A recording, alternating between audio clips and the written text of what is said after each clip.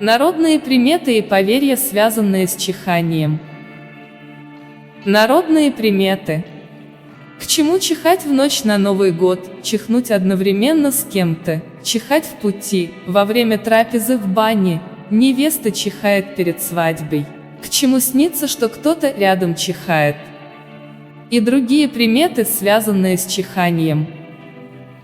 Чиханье – это всего лишь рефлекс, позволяющий очистить человеку дыхательные пути от излишней слизи и пыли. Непосредственно перед чиханием в носу возникает ощущение щекотания, легкого зуда. Причиной явления может стать раздражение носоглотки или носа аллергенами, былью, либо инфекционное заболевание. Поверья и приметы о чиханье. Одновременно с кем-то чихнуть, к счастью для обоих людей. Если беременная барышня чихнула или расчихалась в присутствии своей подруги, то последняя скоро тоже окажется в положении. Если чихнуть на себя, недруги за спиной злословят. Чихать в бане – хорошая примета, предвещающая материальную выгоду, получение большой суммы. Во время разговора чихать – знак, что непосредственно перед этим кто-то сказал горькую правду. Невеста чихает с утра перед свадьбой, к счастью в браке. В пути чихать – знакомый или родственник сказал о чихающем что-то хорошее.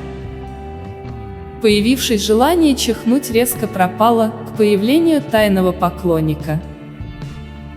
Чихать в ночь на Новый год – плохая примета, сулящая неприятности в течение 12 месяцев. Случайно повернуть голову вправо в процессе чихания, финансовое состояние значительно улучшится. Повернуть голову влево при чихании, придется взять кредит, занять у знакомых большую сумму денег.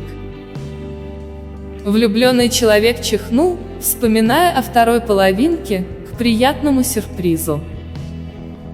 Если это часто делает больной, чихает, к его скорому выздоровлению, согласно приметам. Вспоминая умершего родственника, лучше не чихать, так как это сулит невзгоды.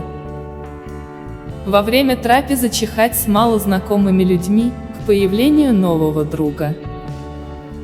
Заветное желание обязательно исполнится, если успеть его загадать в процессе чихания.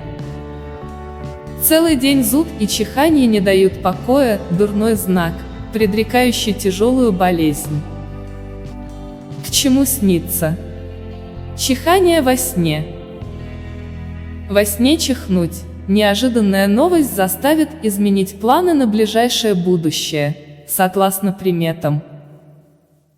Если это чихание случилось несколько раз подряд во сне, легкомысленное отношение к происходящему повлечет за собой беду.